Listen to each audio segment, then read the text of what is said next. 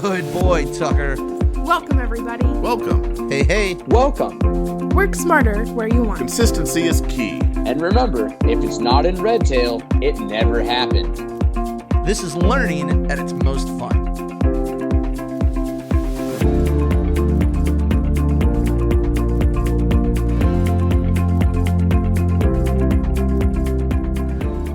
All right. So now we're going to dive into history part 2. And one of my favorite topics is it's all about workflows. All right. So if you're unfamiliar with workflows, that's okay. If you are familiar with workflows, that's okay too. We're going to be going from essentially start to finish of workflows in the Redtail system, all the way through how to create them, how to add them into the database, and how to run through them. All right. So that's what the rest of the course 1 is going to be taking place, is all about workflows themselves. Love it. Okay. So what is a workflow? It's a task management tool. All right. So we like to stress that it's task management. So it is separate. I mentioned earlier, workflow tasks are set up like reminders more so than activities on your calendar. They are different.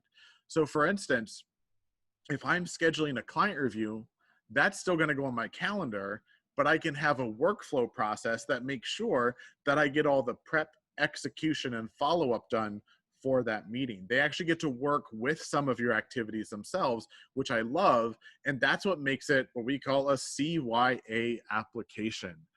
Catherine, tell me, what's the CYA? What does that stand for? It's cover your assets.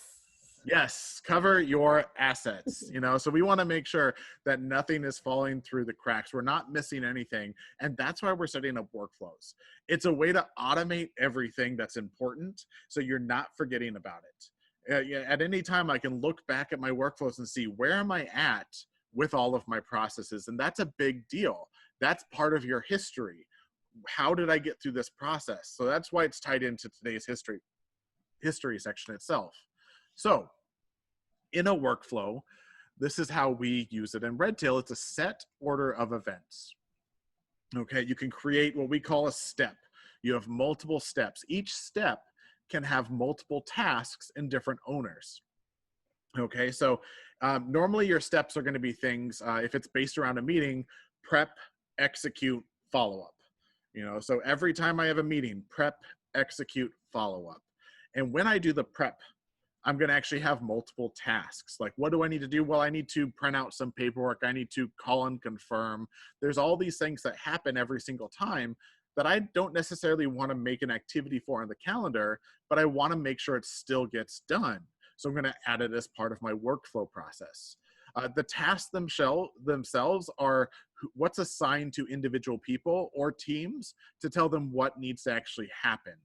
Okay, so who's going to confirm the meeting? Who's going to actually print out the paperwork? Those tasks are very important to tell you what needs to happen. And just in case, if you happen to be out, you can reassign, change the owners of those tasks after the fact to make sure that they still get done. If I'm out for the day, I can make sure that Catherine's going to check up on my workflow tasks so that those get accomplished as well. Now, when starting workflows, I highly suggest you start out with whiteboarding. Now, whiteboarding itself can be done on a whiteboard. That's where we get the term from itself, is whiteboard out your process. But it can be done in other ways. But the biggest point and the reason why you want to do whiteboarding is you want to sit down with everybody who's part of that process so you know exactly what happens. Now, as an example of not whiteboarding, Catherine and I, since we're part of the same team, we have the same boss. There's a chance, if you've been on any one of our recordings or been to an actual presentation of Redtail University in the past, you've met Ricky Redtail. All right, Ricky Redtail, he is our boss. He is our lead trainer. We absolutely love him and working for him. But there was a time for one of our Redtail universities that he decided to build out a workflow for the team itself. It's a great idea, but he decided to do it on its own.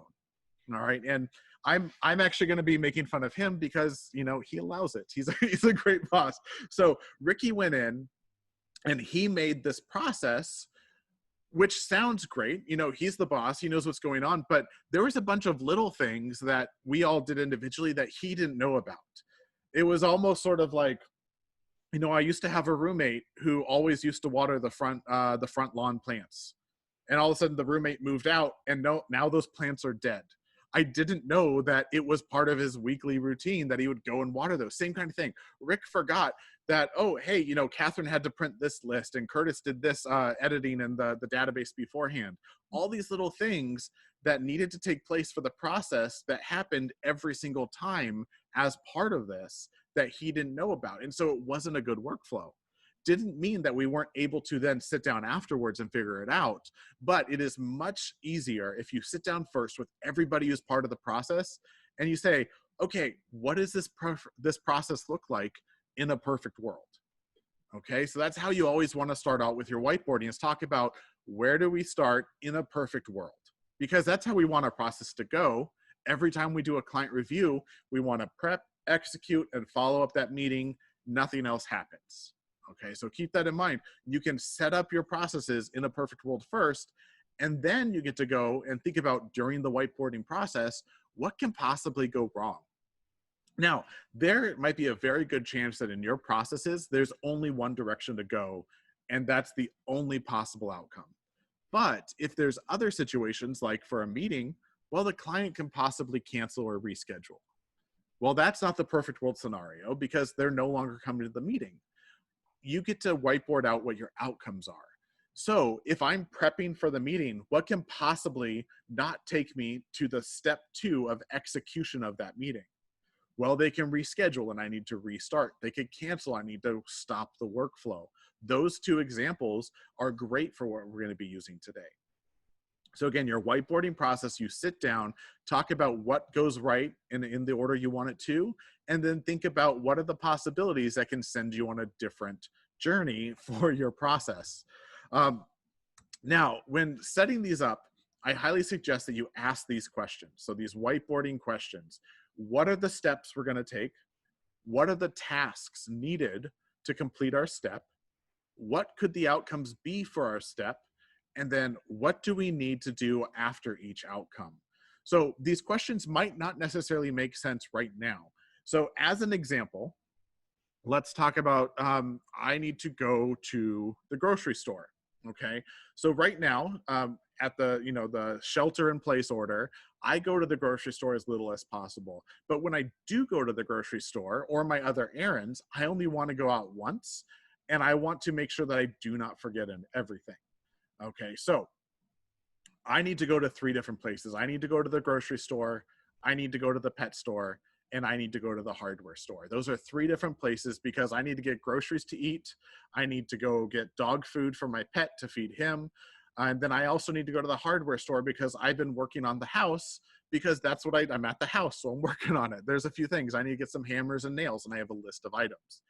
So that's where it starts with your whiteboarding, because it's actually setting up what are the steps. Well, in this case, my steps are grocery store, hardware store, pet store, because I can only be at one place at one time. I first go to the grocery store, then I go to the pet store, then I go to the hardware store. Steps are always one at a time. The tasks are what needs to be accomplished to make sure that step gets complete. So if I'm at the grocery store, I'm going to get milk, eggs, bread, bacon, beer, and snacks, more snacks, and lots of snacks. I have a giant snack drawer More at eggs. home. Oh, eggs, more I've been eggs. baking like crazy. More eggs, more butter. Right? I made banana bread the other day. I made focaccia bread. I'm making a lot of bread at home. It's great, but I'm still buying lots of bread at the store. I can't explain that. But when I'm at the store, okay, I cannot leave the store until I have all of those items. That's important.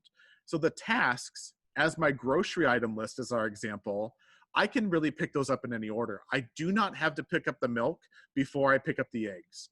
So if you're adding multiple tasks underneath a step, keep in mind the tasks when the step is open can be done in any order. If you ever find yourself saying, I need to do this task before this task, then those should be set up underneath different steps. The steps are one at a time, just like the places are grocery store, hardware store, pet store, but the task can be done in any order. If you go to the grocery store with somebody, I don't necessarily need to say, we don't need to both go to get the eggs together, then get the milk together. We can separate the list. And so that's why the task can have different assignments. You know, okay, so Catherine, we're gonna go to the grocery store. I need you to get the milk, eggs, and butter. And I'm gonna go get the beer and the snacks. All right, sound good?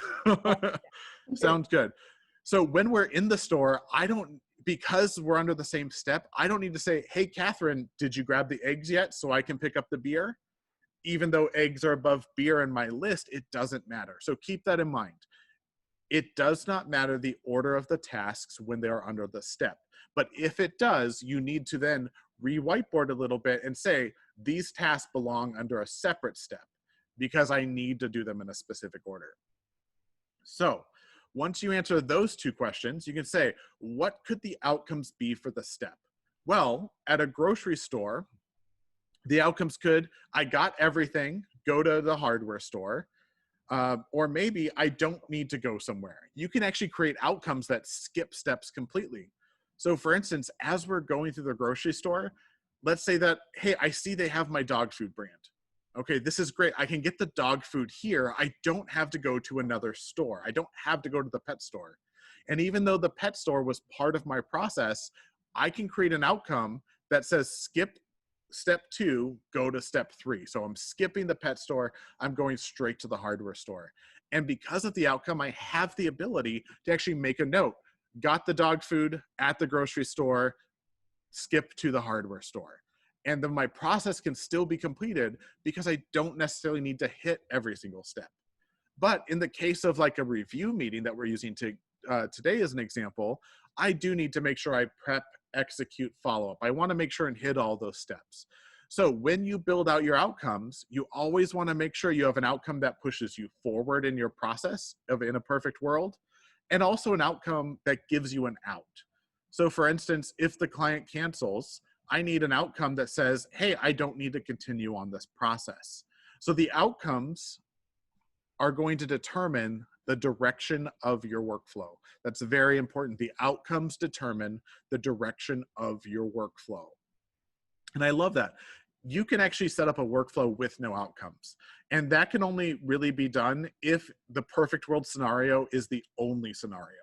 So if I can only go step 1 to step 2 to step 3 and no other directions, and it's not going to stop halfway through, it's always going to hit these steps, then you do not have to fill out outcomes. But outcomes give you a lot more freedom for what can possibly happen. Okay, so those last two questions do go together. What could the outcomes be?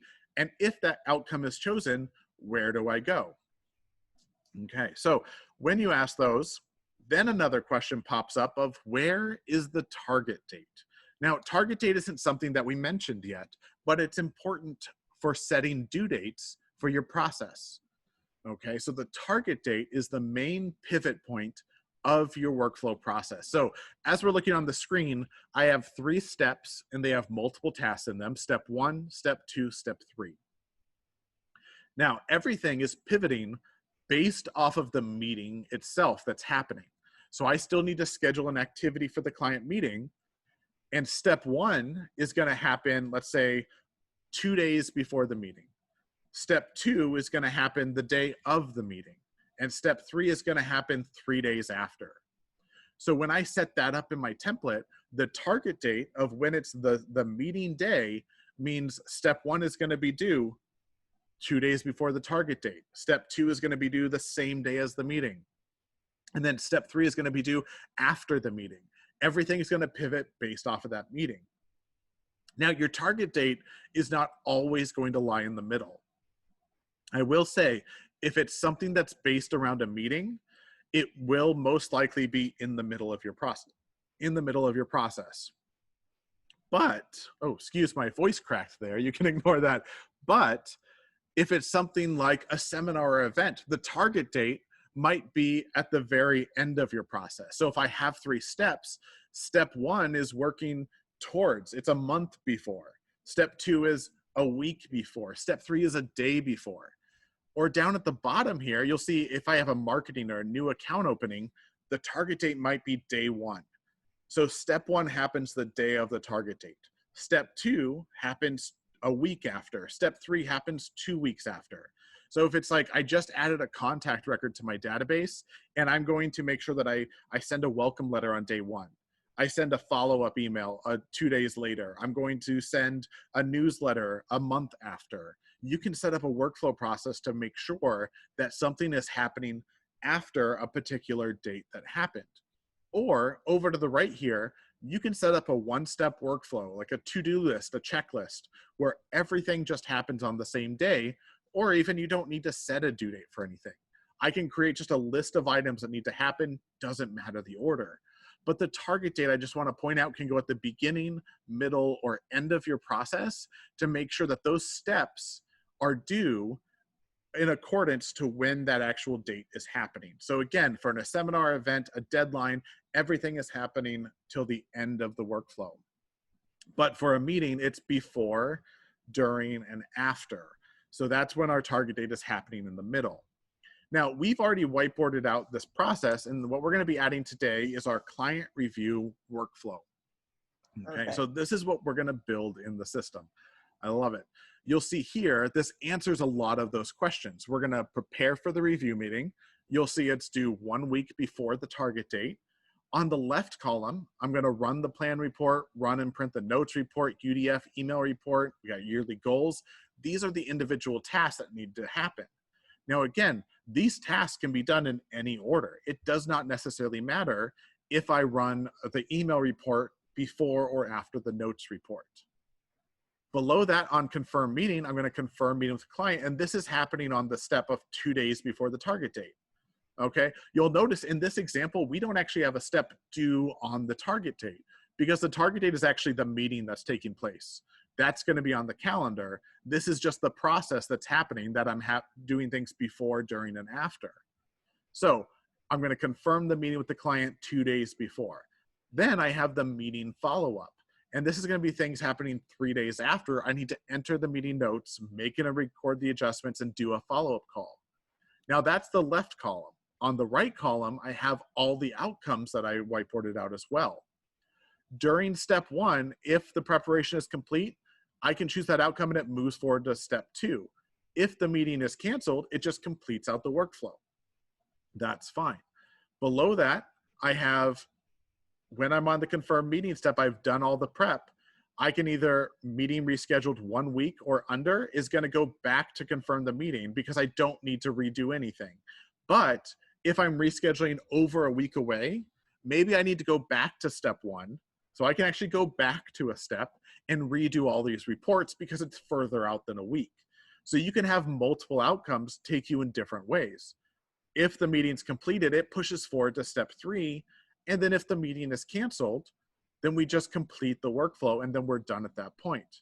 And then same for at the end, I have 2 items. Either the follow-up is complete and then I choose that outcome and it completes out the workflow, or I choose another outcome that still completes it, but it says paperwork's not in good order. I need to schedule a new meeting. And that itself, that new meeting can then trigger a whole new workflow that starts over again. So you can see the process. This is simple in itself. Now, I strongly suggest we have these templates. We will make them available for you. Don't worry, along with the slides and things like that.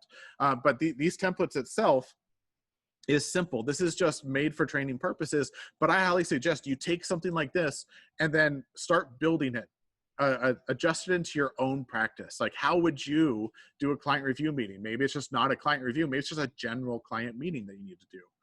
But again, we're going to take this and now we're going to add it into the system. Okay, and so to do that, I'm going to swipe over here back to the database. All right, if we're on the Today page, doesn't matter where you are. To build a template, just like the notes and activity templates, we're going to go to our name in the top right-hand corner, then choose Manage Your Account.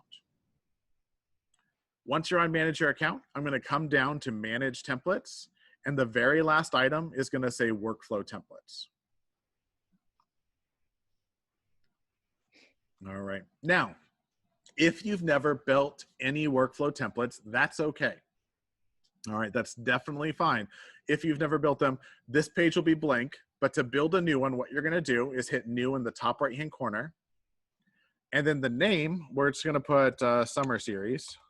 We'll put it in all caps, and we're just going to call it client review.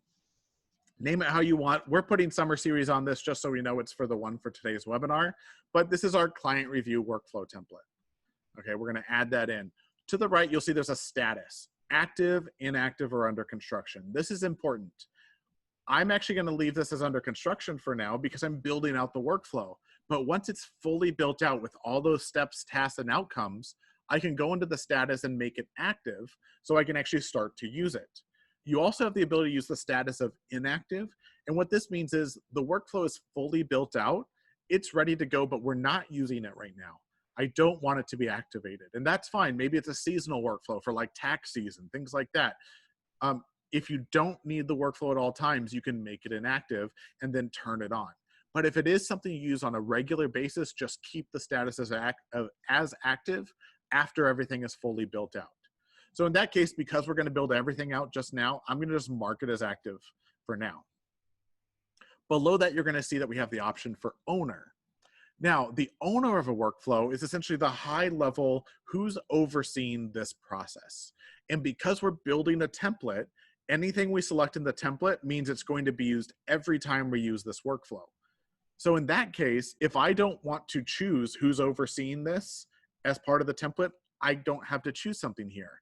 But what I can do is I can say, I want a specific user, a specific team, a role, or the creating user to be assigned as the owner. What that means is if I say user, I can say every time I use this workflow, Tucker is going to be overseeing the client review.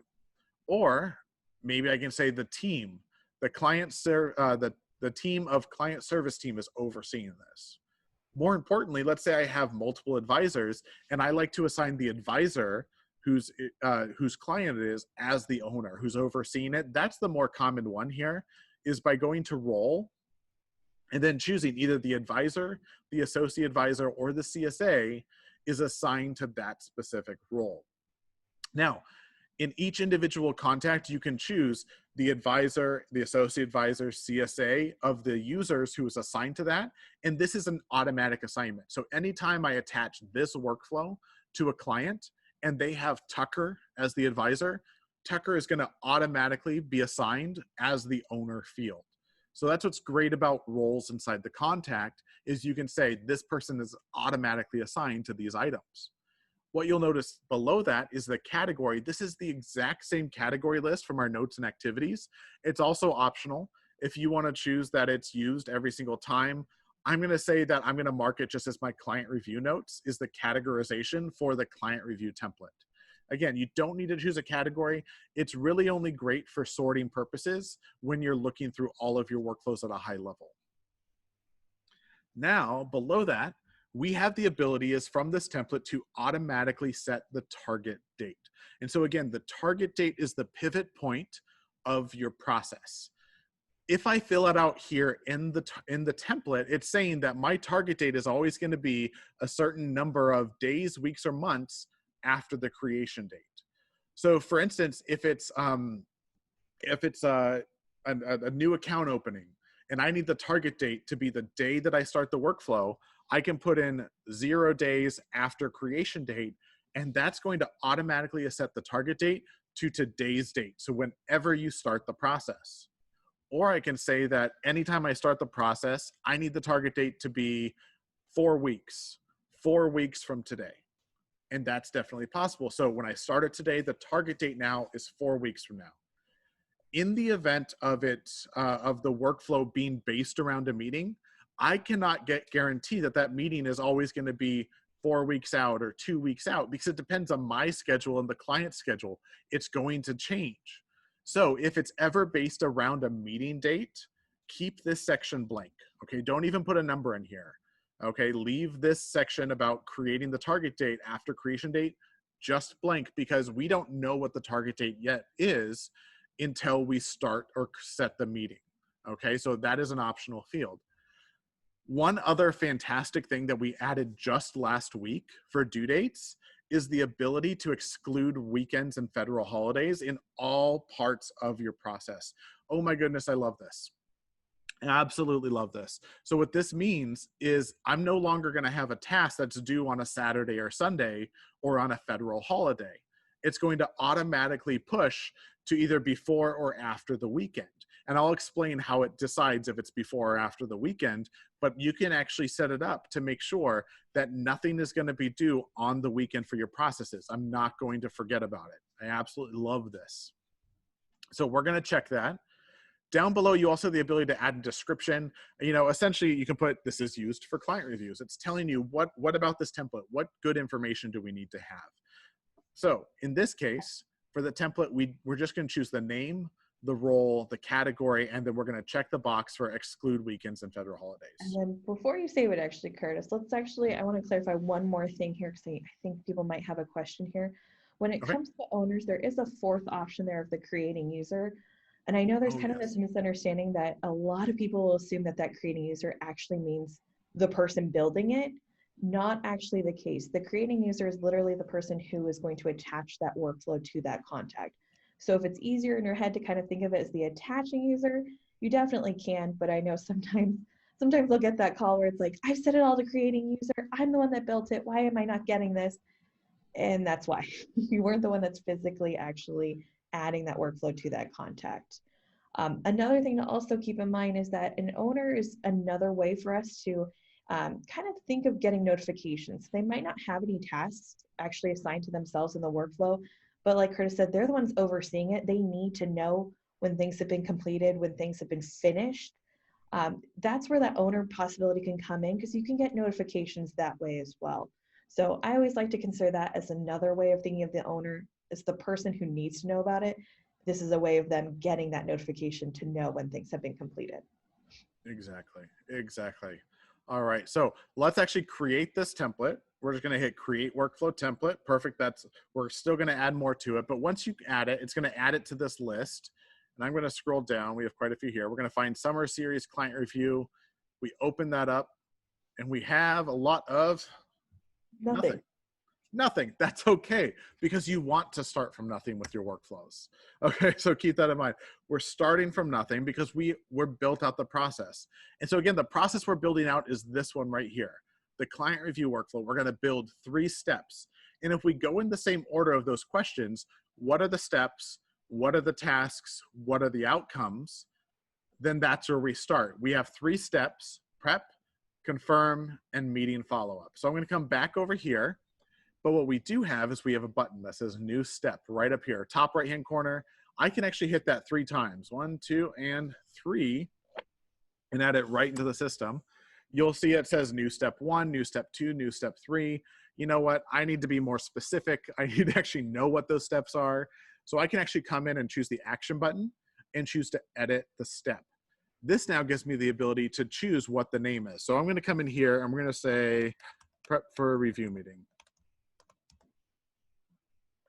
Now, once I choose the name of the step, when I prep for the review meeting, when is that due based off the target date? So the step is due either after, before, or on the target date. Those are my 3 options. In this case, it's prep, so it's going to be before the target date. Now I can say how soon before. Well, in here, I'm going to choose this is going to be 1 week. 1 week before the target date. Awesome. Okay, so it's going to be automatically set that if I schedule a meeting on the 14th, step 1 is going to be due on the 7th. 1 week, 7 days before. That's how that works. The target date is the 14th. Step 1 is going to be due on the 7th. When you set up your steps, if you use mail merges, and we'll talk a little bit about that tomorrow, you can actually choose to run a mail merge during a workflow. It won't automatically go, but it'll give you a button that gives you the option of run the mail merge. So it's great. If it's about sending a welcome letter, you can make that welcome letter as a mail merge and automatically run it from within the workflow process. Now we're going to update that step. You'll notice up at the top, it's going to actually update that information. And then we can move forward to step 2. So I'm going to same thing, edit step 2 here. And this one is going to be confirm meeting. And this one itself is still going to be due. I want to confirm it 2 days before. So I can put 2 days before the target date. Perfect. And I can update that step and we go along. Same thing, last one, step 3, when I edit, is going to be due, and this is our follow-up. And this is going to be due after the target date now, and we're making this 3 days after. 3 days after the target date. Curtis is working in here. It's not really difficult to build out a workflow. It can be extremely tedious because it's a lot of the same wash, rinse, repeat. So we're going to continue building out. I kind of consider it like the skeleton. So you'll figure out once you've done that whiteboarding, because we really encourage that, you really should whiteboard it out, get that kind of tribal knowledge of what everyone does, and then build out this, like I said, that skeleton. So we built out those steps, we've edited it. We'll do the same thing with tasks. Awesome. So what I did, what Catherine was talking is, once I create a step, I have the ability to create tasks underneath that step. So again, I hit 3 tasks. This task button, if I hit it again, a 4th one will appear, and I can come through and I can choose to name these tasks.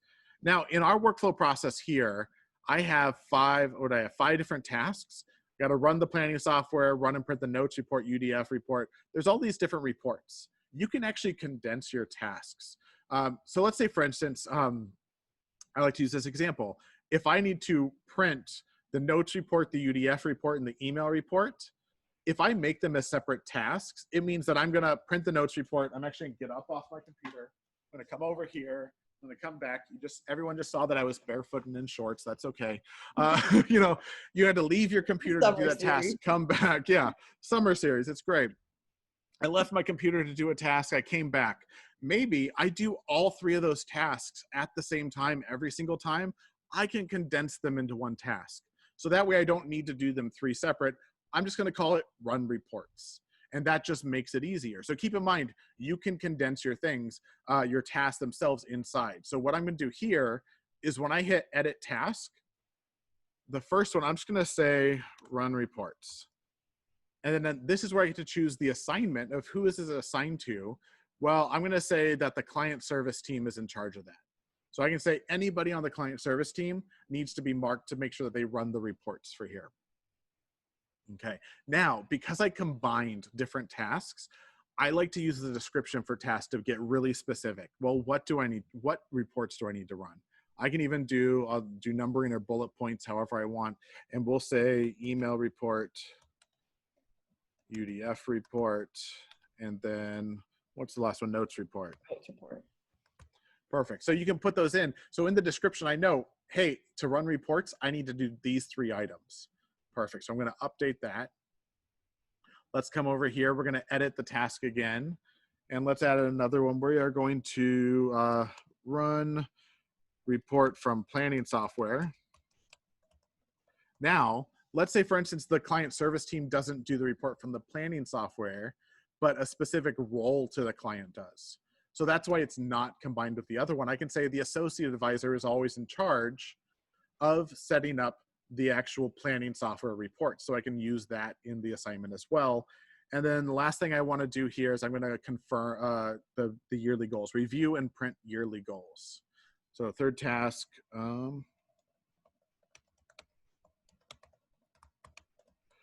review and print yearly goals. And we're going to make this one assigned to, actually, I'm going to just choose a specific user. So we're going to say Tucker. Doesn't matter whose client it is, Tucker is always going to review and print the yearly goals. So it doesn't matter whose client it is, maybe he's overseeing everybody and this is what he's doing, we can assign it to him. Perfect. Now I added in a 4th task here, it's not needed. I can come over and just choose delete that task. I don't want it as part of my process anymore. Now moving down to confirm meeting, and then I have a task. This one only has 1 task. So I'm going to edit the single individual task and say confirm meeting. Now, a lot of the times I see people will say, hey, I only want to create a step. I don't want to create a task because there's only one thing that needs to be done. Well, keep in mind, the step doesn't tell you what needs to be done. It just tells you what part of the process you're at. So if you're saying there's only 1 task, a lot of the times the task and the step name might be identical, and that's fine. But you need to always have a task. Otherwise, you can't do anything. So in this case, I'm still going to choose, actually, we'll still make it Tucker. He's also in charge of doing, so I'm just going to choose the individual user of Tucker. There we go. To confirm the meeting. 2 days before Tucker, that's on his actual things to do from this template. And lastly, we have our follow-up. And so here, we're going to enter the meeting notes. Well, while Curtis is typing that, I'm going to also reiterate, because I know we mentioned it briefly on a PowerPoint slide, is that what happens if Tucker goes out? Maybe he's scheduled to have surgery and we know he's going to be out of the office for the next 2 months. Keep in mind that you can always reassign these tasks when they are already attached to a contact. And if it is one of those cases where we know for a fact, hey, they're going to be gone for 4 or 6 months, we can always edit the template as well. So don't feel like once you've set this in stone that you can't touch it ever again. You can always adapt this if it needs to be. Awesome. Now, one other thing I really do want to talk about is for your actual tasks, it's very important that they start with a verb. I know it sounds simple, but if the task does not start with a verb, it's not telling you to do something. For instance, if I just had this task just say reports, well, what do I do with the reports? I know it sounds odd, and you say, well, I know what to do with the reports, so that's enough. But if you bring someone new into your office, and they see the workflows and they just see the word reports, they don't know what to do. So if it starts with run reports and then the description gives you all the information of what that means, somebody can come into your office, and because of the workflows, you don't necessarily need to tell them what needs to happen next. You might need to tell them how to do that a little more because they're new, but they're going to know what the direction is of this process because it's telling them, well, hey, you're assigned to run the reports. Go find out how to do that if you're new. If you're not new, you know how to do that, and it's easy. You know exactly what's next in line, and I love that about our processes. It's easy to bring new people into your office and have them find out what you do in the order that it's done exactly the same way. So you don't have to worry that, hey, they're not going to do it how I do it. They're not going to do it properly. Well, they are, because if you built the process, it's going to happen the same way every single time. Love it. So what we've added in so far is the steps and tasks. Okay, so it looks almost similar to this. We have the steps and tasks, but we still need to add in our outcomes, the possibilities. And you'll see we have quite a few outcomes. So to build an outcome back in the CRM, we go back to the beginning. And this is the third question. Remember, what are the steps? What are the tasks? Third question, what are the outcomes for each step? We go back to the top to the step level, choose the action icon, and choose add outcome. And from here, we get to choose, well, what is the name of this? Well, I can say preparation complete. So prep complete. I can type that in and say, well, if the prep is complete, where do we want to go? And you'll notice the next step is going to show me the option of to complete the workflow or go to any one of your open workflow steps. So I can actually repeat the step I'm on, go to step 2, go to step 3. In this case, if the prep is complete, I want to go to confirm meeting. Now, that's just one option. Let's say, for instance, the client cancels we haven't even confirmed yet, but they cancel. That's still a possibility. So I want to add that outcome in. So I can say client reschedules.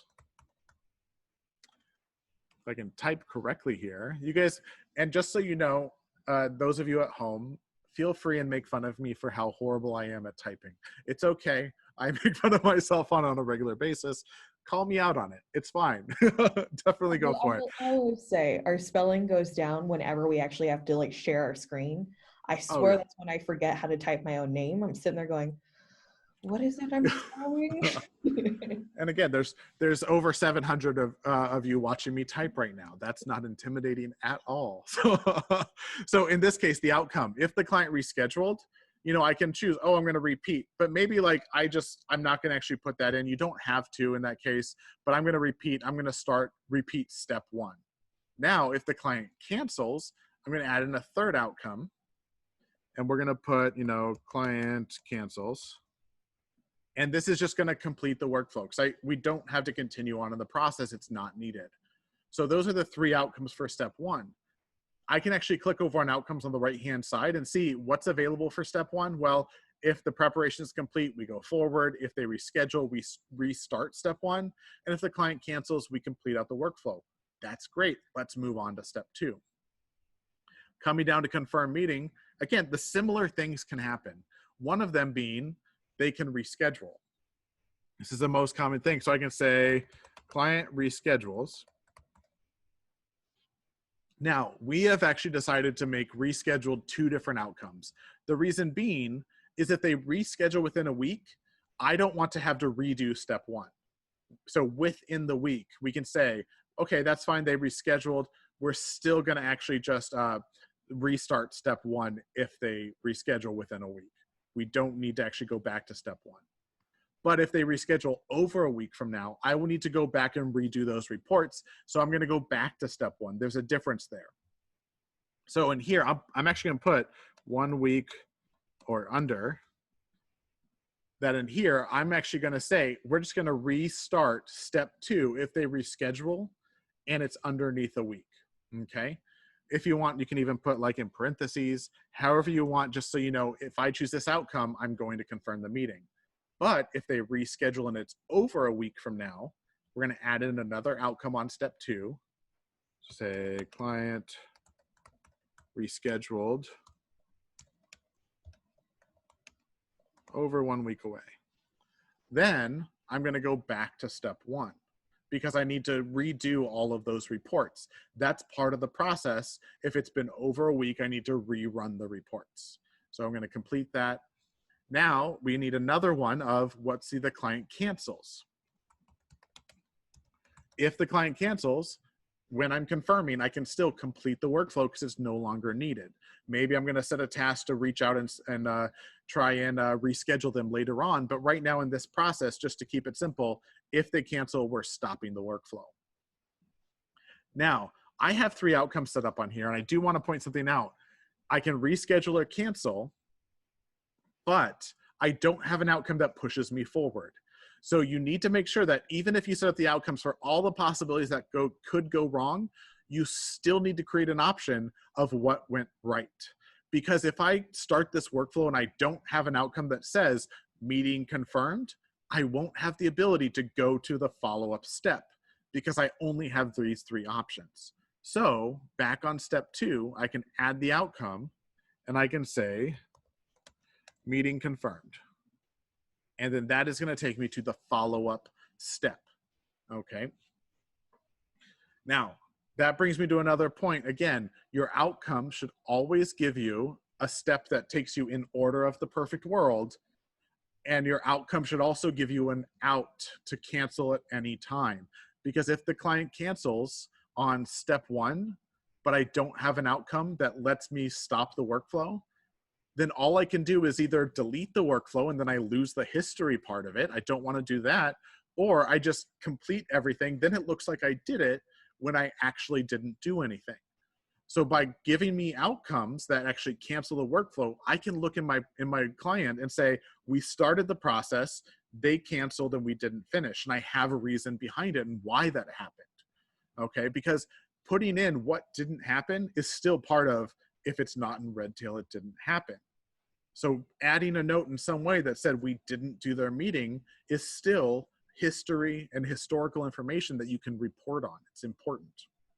Now, lastly, for the follow-up, we're going to put in two outcomes. One is if the follow-up's complete. And that's just going to complete out our workflow, 100% complete at that point. The other option is if the paperwork's not in good order. So we can say paperwork NIGO, and we can say new meeting scheduled. I'm going to just put there. This means I'm actually scheduling another meeting. I just put in parentheses of things that need to give me reminders to the outcomes. Or I can actually, instead of new meeting scheduled, I can put a direction, schedule new meeting. Just so I know if I choose this outcome, I still need to do something here. That's definitely fine. It just gives you a little bit of security to make sure you don't forget. So I can still complete out the workflow and then start the new meeting itself. So I'm going to zoom out on the browser here just a little bit, because once the workflow is fully built out in your templates, look at this. If I come back over to this, it actually looks very similar. And that's why we kind of build it out this way as whiteboarding process, because it's very similar to how it is in the system. It gives me a lot of information. Again, this is just a template. We haven't taken it live yet. We definitely are going to show you what it looks like live, but we have to build that process out first. All right. Once it's all built out, what I'm going to do, again, go back to your templates. And then again, you can find the summer series. You want to make sure that it has a status of active. you'll see we have a lot that are actually active. There's under construction. Let's say, for instance, we have a few other ones like this client review that's active. You know what? I don't want to actually have this one going because we're doing something else. I can make this one inactive. So if you have lots and lots of workflow templates, you can manage them to make sure they're not being used when you don't need them. So once that template's fully built out, I'm going to go back to my page. We then get to start the process. But before that, Catherine, why don't you take it away? I want to make your life easier. So if we Yes. if we already are creating an activity of that client review meeting anyways, let's introduce what we actually call automations. And what an automation is that it's basically a trigger based upon certain events that happen that can have something else happen in return. So for example, like we just did with that client review, we built out this beautiful workflow. I can manually attach that workflow, but I can avoid that if I create an automation. I can create an automation based on a client review meeting getting added to trigger that workflow to actually happen. Now, as far as automations go, though, they are extremely useful when they're built out correctly. However, there's some things that if you don't set it up correctly, it could cause kind of, I don't want to say negative ramifications, but there's really no other way to describe it. You might unintentionally create a whole bunch of workflows that you're not trying to do. So we'll kind of explain that here in a second, but remember, an automation is basically if something happens, something else can happen. We always consider it the magic trick of the system, and it really can be. So go ahead and slide to that next PowerPoint for me, Curtis, here. It was in English, thank you. So as far as automations, it is an action for a reaction. So we could have an address, a phone number, or email added or changed. And because of that change or addition, I should say, we could have an email a user or email a team. Maybe something along the lines more of what we just did. Maybe we have an activity we want to add, or a contact that has been added, or even an account that's been added that we want to link a specific workflow. So for example, maybe we're adding in a new contact into the system, but we have just a really simple workflow that goes over, hey, do they have a phone number? Do they have an email address? Do they have a date of birth, tax ID? You can have that actual contact getting added to link such a workflow. You can also have a name change or status change. So a really great example I always see with that one is if you have a prospect in your system who now is coming on board as a client, you might already have a whole process you do with onboarding a client. That's where you can create that workflow and intertwine that status change to link that specific workflow. Remember, workflows are a process that we work through. With this process, it helps with consistency, it helps deliver responsibility, and it really is to help avoid some pieces falling through the cracks. So that's why we really stress that whiteboarding phase, because if you go in, kind of like Rick did there at the beginning, if you just go in and create a workflow, you might unintentionally forget about certain steps and tasks, and you might forget that, whoops, I forgot you do that in here. It's very easy to do that. So if you workflow that or whiteboard that out, you create that workflow, then you can also do the same concept with automations. Think about what you have just created. Think about what that situation is, what that action is, to think about what the reaction could be. So we have, again, you can address added or change, phone number added or change, email added or change, contact activity or account added, and you can also change the name or status. This could therein, depending on what the situation is, of course, email a user, email a specific team, link a workflow, set specific fields or permissions. Again, we're trying to think about our situation and kind of cut back any of those things that we could potentially forget about. However, go ahead and go to the next slide. If you don't set conditions with automations, it's very easy to unintentionally create a lot of workflows, notifications, because we're not really kind of limiting what that action would be. So think of it this way, is that if I had that activity added and I had that client review workflow that we wanted to be attached, if I add an activity for just anything, it could run the risk of potentially attaching that workflow for every single activity. It would be a nightmare. You're already picturing every activity you add. Imagine that attaching a workflow as well. You can avoid that with these conditions, and there's two kind of versions of them.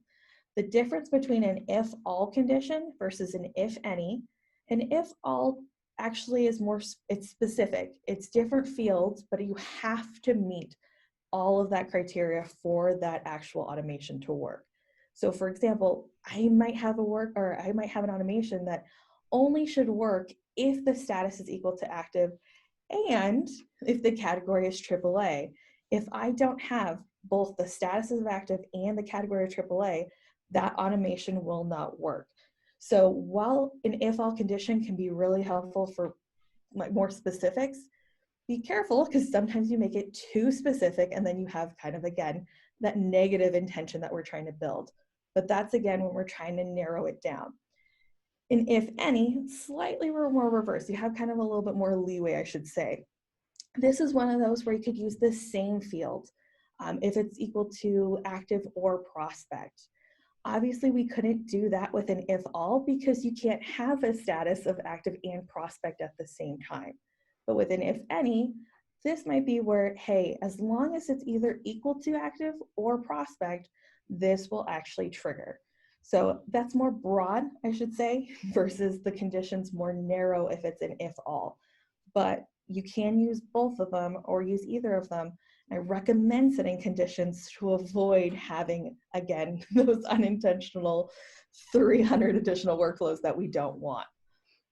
Now, as far as building a workflow, because I believe that's the one thing, because it's always easier to see it than actually just reading about it, let's hop on into the system and let's actually, wait, that's right. Sorry, let's actually go back really fast and point this out here. With automations, to really reiterate what it looks like. So you have an if all condition, again, specific guidelines that have to be met every time. So if you set a contact status to active, you can leave it as just that. Or if, again, you want it to be even more narrow, that's when you can also add a contact category equal to AAA, AA, gold, platinum, silver, whatever you're using to categorize. That, again, you have to meet all. Versus an if any, that might be where one of those situations, hey, it can active if you're a AA or a AAA, or it can happen if you're an active or a prospect. It's one of those, it just depends on the situation. So just keep in mind, though, conditions can really be your best friend. Now, before we hop in, sorry, I was getting way too ahead of myself there, some examples of these automations that we want to kind of go over. So that first one here, the action itself is adding a new contact in. So maybe I got a brand new name, I want to add it to my system here. Well, I want it to do a certain thing, and that's where this reaction of setting permission comes in. So if there are multiple advisors in your office and you guys limit it down to who should see what, if you have a new prospect, new client, whoever it is you're adding in, and technically you're the only one who should really see that, or you and your team are the only one, we can have an automation of a new contact being added to set that permission. Same kind of situation here, we can have an action of a change status.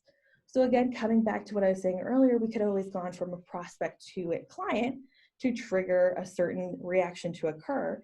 One, in this instance, maybe we have a change of status from an active client to deceased. You know, not really a topic any of us really love to talk about, but unfortunately that is something that is, we need to keep it in mind. That is something we had that happens on an occurrence. I don't want to say daily, that's terrible, I hope not. But a change of status from active client to deceased, we want to let our team know, or let even a specific user know, we can have that reaction of emailing a user or team. And lastly, this is the one that we really focus in on as far as like what we were just doing. We have the action of adding an activity. In this instance, we have the action of adding our client review meeting. We want the reaction to start that workflow. Again, I said you can manually add that, but I am all for making things easier. So that's where we can have this automation to, hey, I'm adding that activity anyways, let's automatically get that workflow attached to. So now let's hop into the system, Curtis. Now we'll build some automation. Now we'll build them. I was just too excited. Well, one thing that I want to say about the reason that we did a sidestep to the automations, we built out the workflow, and what we could do if without automations, okay, so this is without what Catherine was talking about. If I need to start a workflow for a client review, that's two different things I need to do. I need to go in and add the activity, which I can easily do with our quick add up here, choose activities, And heck, I even have a template for that, for a client review template to schedule the meeting. But then after I schedule the meeting, I then need to go to the quick add and then start the workflow, and then start my summer series client review workflow. I have to choose the template. Those are two different things to make sure that if I do an activity, I also need to do a workflow. The automation is what bridges that gap. Okay, so if I'm in a hurry, the only thing I need to do is add the activity, and my automations will ensure that my workflow for the client review is going to start. Okay, so this is what Catherine's talking about. Is I know it feels like a sidestep to, hey, we didn't finish workflows yet. What we're really focusing on is this is something to enhance your workflow experience. So I don't need to actually make sure that I do it I don't need to manually start the workflow. Manual is good because you have a lot of control over a manual starting and stopping of something, but automation just sort of helps a little faster. And if I can stay consistent with how I'm adding activities, then I can stay consistent with those workflows being automatically started. And it's absolutely phenomenal. Love it. So now that we have, again, I know, like Carter said, we feel like we're sidestepping. Promise we'll come full circle, but let's build those automations. So we'll start off by clicking our name in the top right again, come on down to manage your account. And then, as you might have guessed, we're coming to the manage template sections again, and then automation templates. So that second option down, go ahead and click on that one here.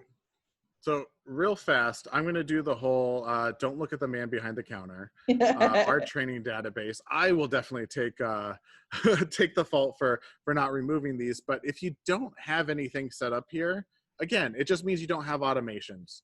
And even like those automations might not start just workflows. They do other things. So again, that's what I like to point out is that your automations aren't just for workflows. They're for those other reactions too. I'm just going to make sure I have the ones I want out of here.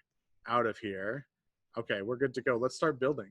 Okay, so again, if you have none or if we need to add a new one, come on over to the right, click on that add button, and then we'll get a new pop-up, and this is where we're going to start to build out our automation. So the first one we're actually going to build is going to be the new contact that's getting added. We want to set a permission.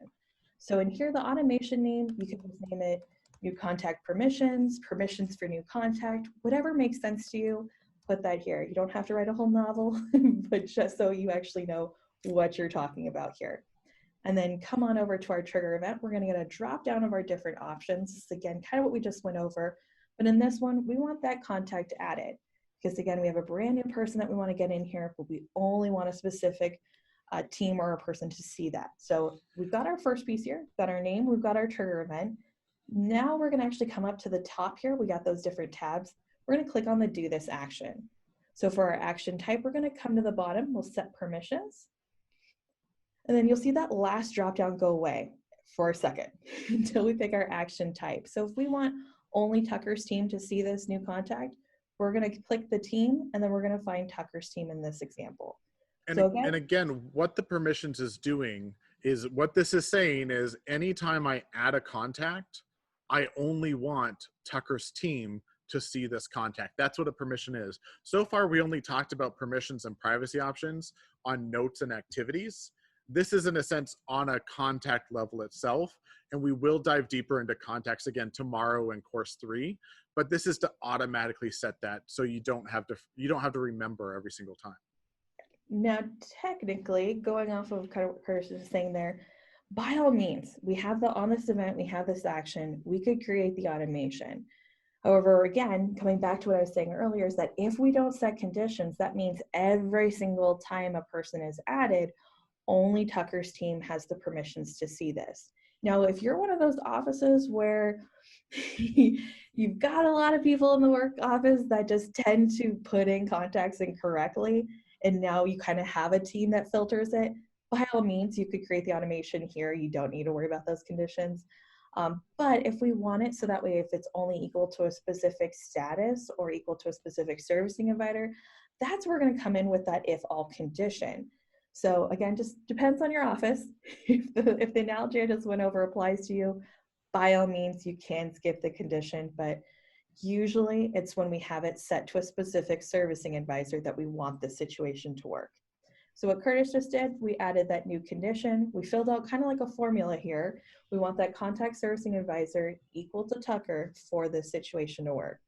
Now, what I personally like to do whenever I'm creating an automation, I like to read it as a sentence.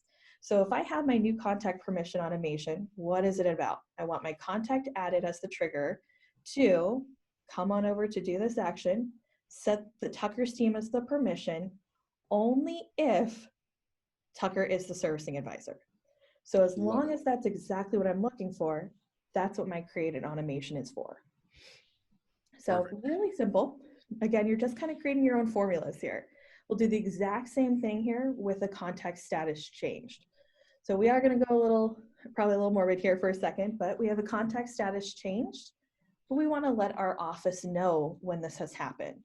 So we're just going to say status changed. That works. And then update, notify. There we go. We have our trigger event. So we'll come on down to that contact status change almost at the bottom there. And then we'll do the exact same thing, come up to the do this action tab. And then we're going to pick our action type of emailing a user or team. So in here, again, we want to pick a team. Action is picking that specific team. So we have our contact status change, email team to Tucker's team. Same situation. If I want an email notification every single time a status change has happened, by all means, create the automation.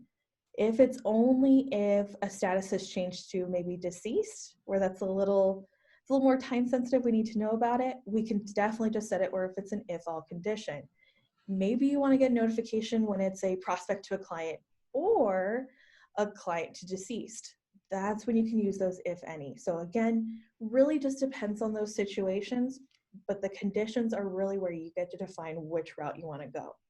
And again, the if any is because if it's either this status or this status, it needs to be any of those statuses, not all of those statuses, because these are ors. One contact cannot be both a client and deceased at the same time. So we're separating that in the template. And so that's why you can add the same field, like the condition item, where the status is multiple times over and over under if any. So every single time I can say equal to, and a first is going to be active client. And you said deceased was the other one? Yeah, just so we know. And then actually, I mean, deceased is great, but I also have others like inactive. Maybe I also want to know when a client goes inactive. So heck, let's add in a third condition of another contact status equal to inactive client.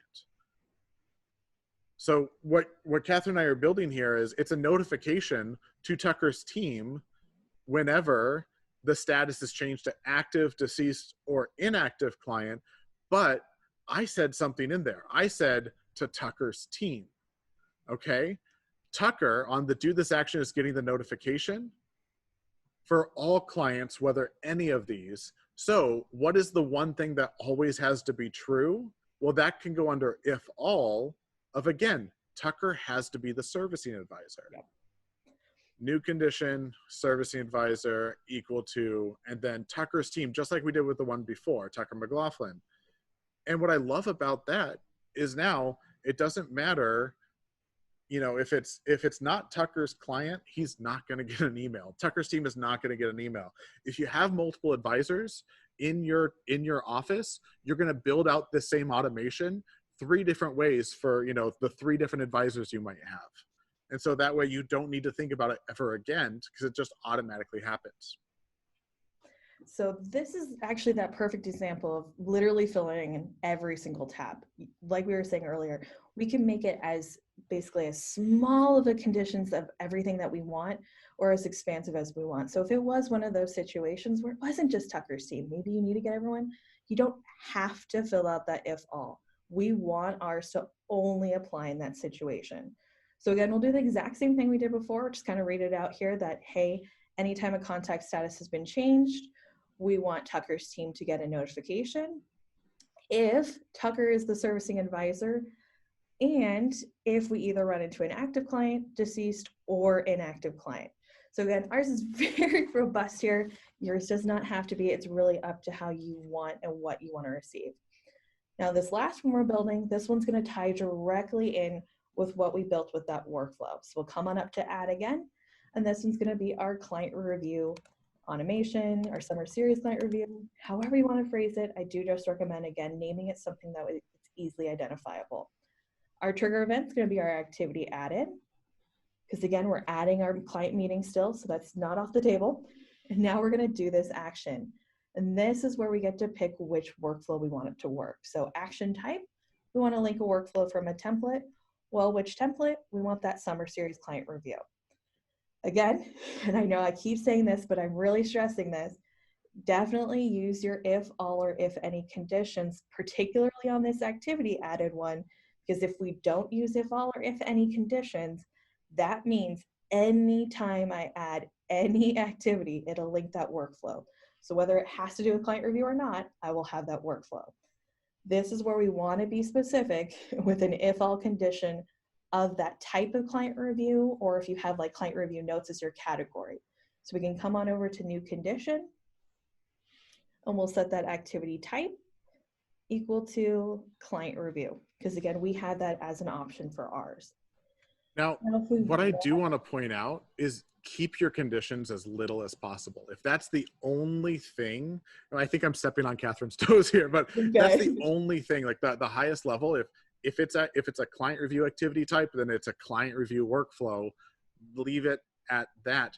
But, you know, we're in the middle of a pandemic right now, and everybody's processes have changed.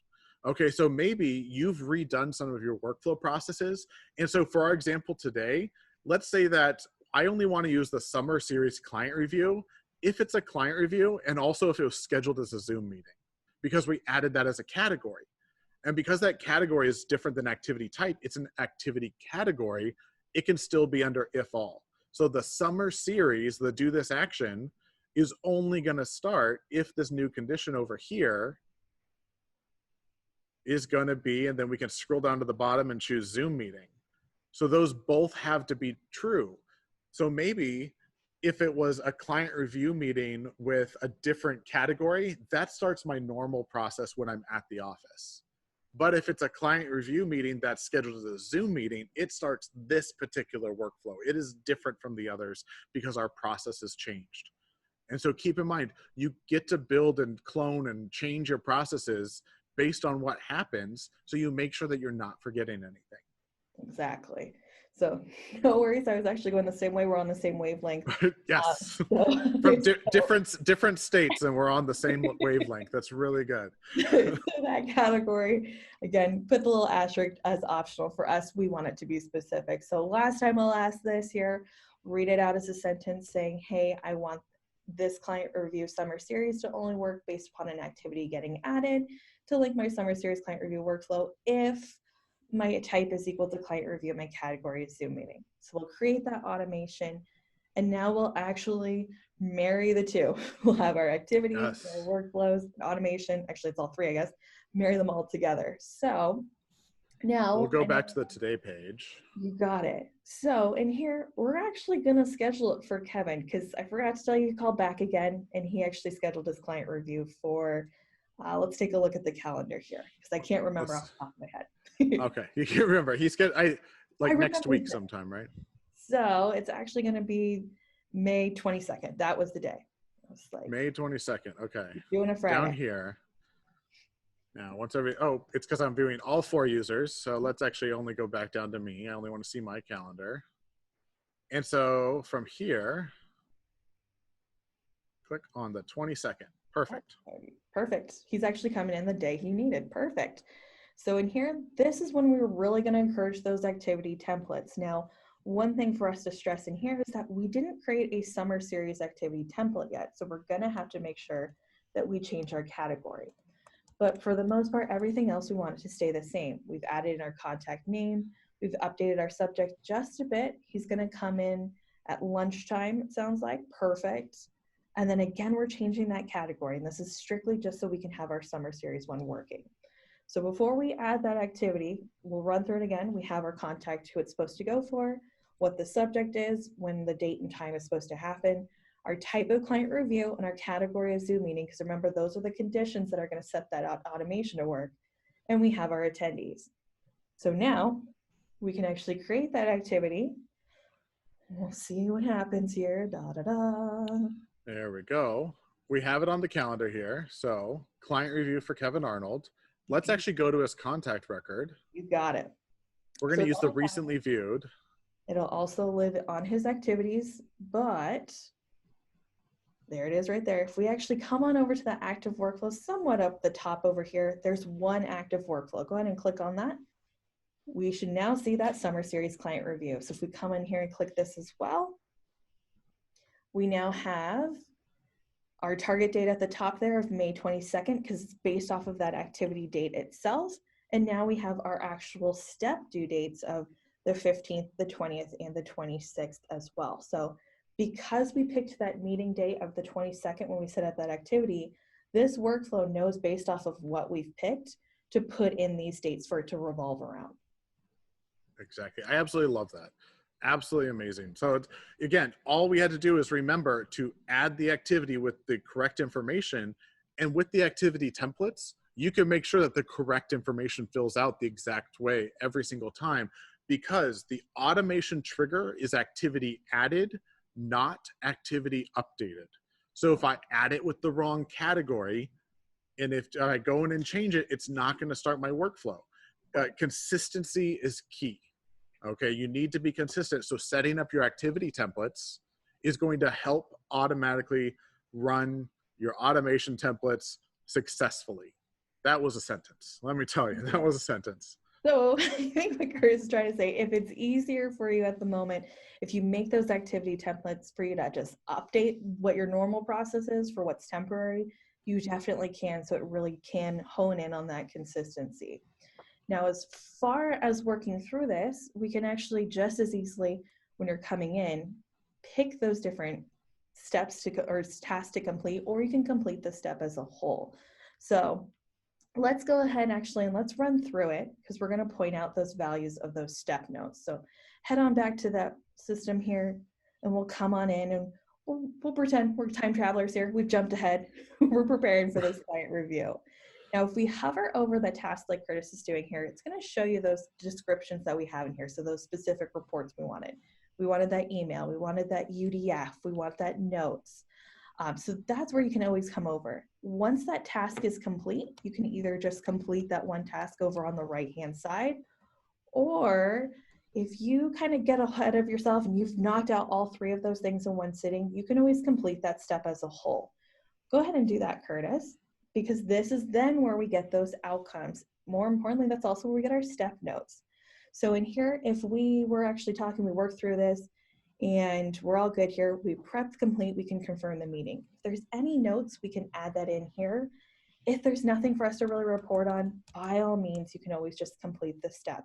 You don't have to fill it out. We always encourage it whenever there's anything that's changed. So more so on this next one here. Complete our step.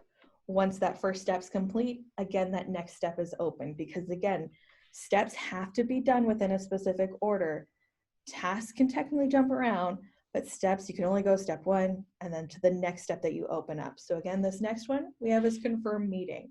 We can always call, we're on this next task, we can complete that task. Because this is the only one, if I complete it here, I'll also get that pop-up of that outcome option and that step notes. Well, Catherine, I just called Kevin to confirm, and unfortunately, he had to reschedule. He had to reschedule for, I believe it was the 30th of May. I think, so we need to actually change our process, update things. So let's actually, I confirmed the meeting. I still did the task. So even though it didn't fully get confirmed, I still did the action. So I'm going to hit complete. Perfect. So but we built in this example, he said 1 week away. Or over. Yeah, it was over a week away. It was 8 days or something like that he chose, unfortunately. And I think that falls on a Saturday, unfortunately. So we'll change that. But in here, that's where we'll pick that outcome. Because again, we have this option of client rescheduled over 1 week. We need to go backwards, because those reports that we ran, they might not be as accurate as they need to be now. So we need to rerun those items. And then in here, this is definitely where I'm going to encourage those step notes so that way we can reiterate, hey, why did we actually go backwards? It's giving us that why, which is really what we need. That's really helpful if you have a client who's notorious for rescheduling. You can see all of those step notes of all of the ridiculous reasons. And then if they ever come back to you going, hey, why have I not met with you? You can go, well, remember when you told me you were attacked by a bear? And then where you had to travel out of the country because unknown reasons. And then you were scared to come into the office because the coronavirus. So you have all of those different reasons. That's where you have that option. So just completing through these workflows, you do have those multiple options, again, like I said, to complete the tasks themselves or complete the steps, but it really is just working your way down through those tasks. Now, Catherine, my due dates are off. Exactly. We rescheduled, but how do we fix that now? Let's actually go back to the activity itself, since that's what it's linked to. So come on back. We'll find our activity here. Looks like that client review. Come on over here. We're going to reschedule that for. Oh wait, that's the wrong one, is it? No, that isn't. That is the right one. Yes, that is the right one. Okay, there we go. We're going to reschedule this for. See, I said the 30th. You know what? It was actually the 29th. So got it. We'll choose the 29th. So the 29th, we'll reschedule that here. Go ahead and click that. Now, if we come back to that workflow here. And we can actually get to it, since we're in the contact, because his name's up here, if I click on more, I can scroll over here and click workflows.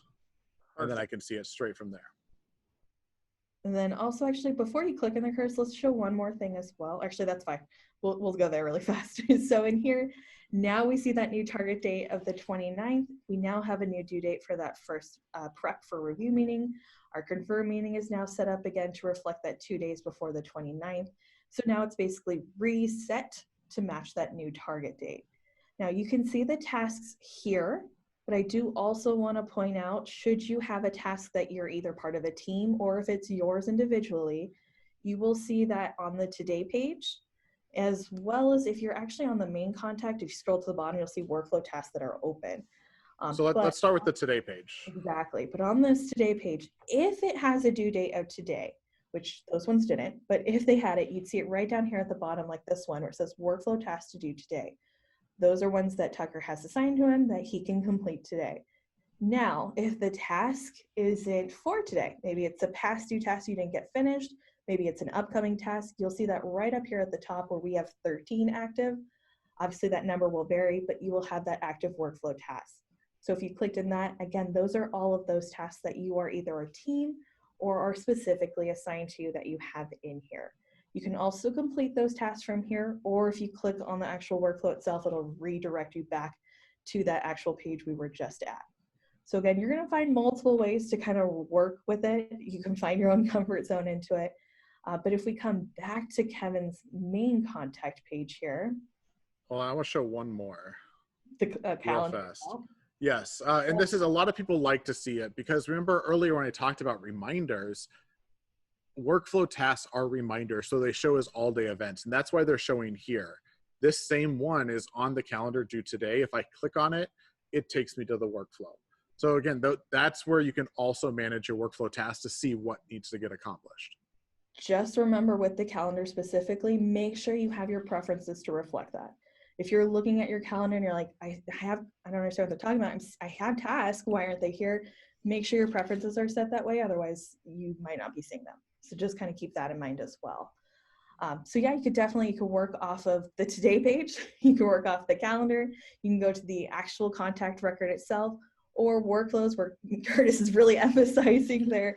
That's actually all of your open workflows in general. So there's multiple ways to come in there and go, okay, I need to find that summer series client review workflow for Kevin. You can, again, either work off your specific tasks off that today, pull up in Kevin's actual contact record, go to workflows on the left and find it in there. Or if, again, you have them on your calendar as tasks that are open, you can see it there. So definitely multiple ways. Just again, while you're going through it, if it's a task that's yours, make sure you're completing it. Don't be the person that's holding the workflow up. If there's anything that I see of why workflows aren't working in your office, it's because someone is holding them up. So just make sure you're completing your tasks So that way we can move to the next step and then ultimately complete that workflow. So Curtis is just coming in here, completed that first step. He's coming in here, completing that task for step 2. We'll say this time the meeting was confirmed. Spoke to Winnie. So again, these notes, it's like if I didn't speak to Kevin, put them in here. Like, who did I speak with? I spoke to Winnie, meeting confirmed. Because you'll notice every time we complete a step, there's multiple. I can even click all the way up here where it says 4-step notes, and it shows me in order. Well, we started on step 1, we prepped, they rescheduled, then we're back to prep, then we confirmed again. It's showing you everything that's happening along the way. And I love it. It's just the trail of what happened in this process and what order did your outcomes take you. That's what the notes are doing, are telling you the order that your outcomes took you.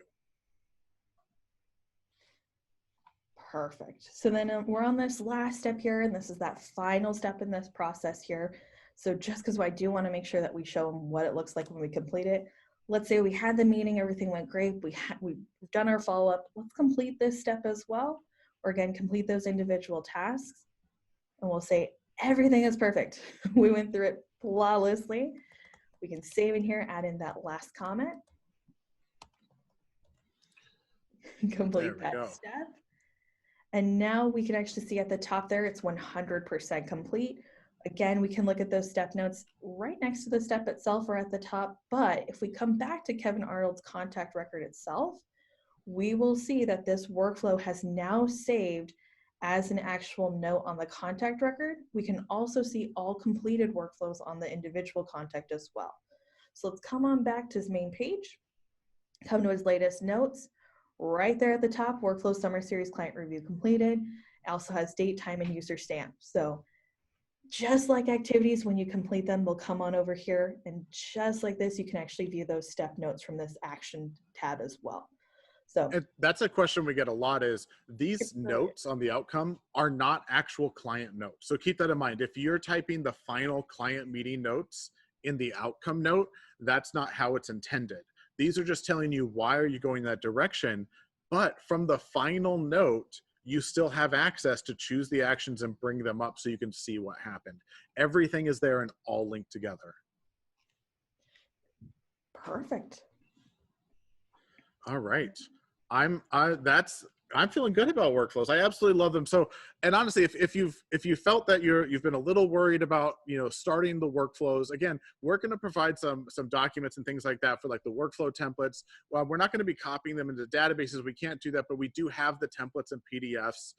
There's things we will be sending afterwards out to you. So do keep that in mind to be as helpers. But for now, what we're actually going to do is, before we end, is we do have another pop quiz. So actually, we'll do it on this page. Catherine, let's actually relaunch that poll. Are you getting it? I am. Oh, wait, actually, let's see here. Let's see. Go and hit. Right one. I don't want to pick the, we don't need to do There we go. There we all go. right. So again, 4 questions. Scroll down if you don't see all of them. If you're able to answer them, go for it.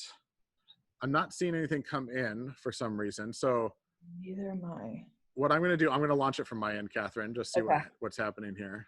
Do you want me to end so it? One moment. Let me get this. Oh, you're good. There we go. Let's relaunch. Okay, so let's see. Go ahead and answer those questions.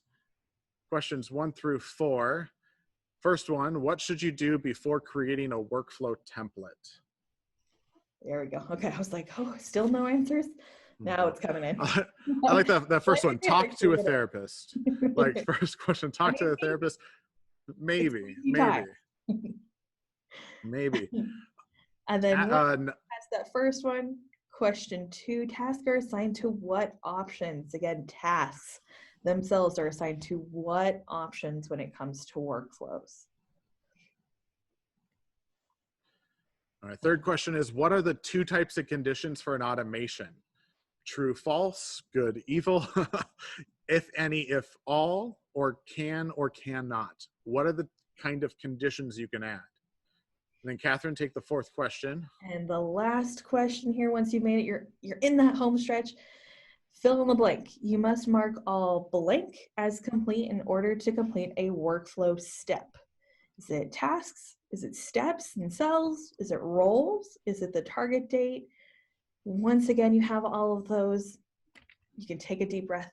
You're good. You're all done with the question. So we'll give this a few, let's give about 10, 15 more seconds, get those in, and then we'll end the poll and go over these real fast. And before we give the final instructions for the course today. All right, and again, if you're not able to answer those, don't worry too much. Go and go through them as best you can. And we will end it in just a few seconds here. And let's end that poll.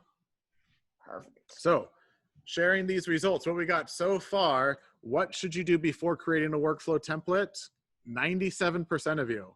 Whiteboard your process. Perfect. Exactly. I do Sit love down. a therapist, though. That does make me chuckle. 5 people. You know what? I'm going to say that's not wrong. Maybe you do need to figure out what is this process that we need to go in. Go for it. Number 2, tasks are assigned to what options? The answer was user, team, role, and creating user. 73% of you got that. Now, again, these are tasks in the workflow assigned to what options? The automatic assignments we have available. That's what the user, team, role, or creating user. And then what 2 types of conditions are for an automation? We got 89% of you got that right. If all, if any. Perfect. Because remember, the if all is ands, this and this and this, where if any is ors, this or this or this. Those are how the conditions are set up. And lastly, fill in the blank. You must mark all tasks as complete in order to complete the workflow step. 64% of you got that right. You need to complete all of the tasks in the step in order to mark the step as completed. Because the step itself doesn't have an actual action itself to do. Even though it says complete step as a button, that button completes all the open tasks that are in there. Thanks so much for joining us today for this particular session. If you have any questions, please don't hesitate to give us a call at 800-206-5030, option 3 for support, or just shoot us an email over to support@redtailtechnology.com. Thanks a lot and have a great day.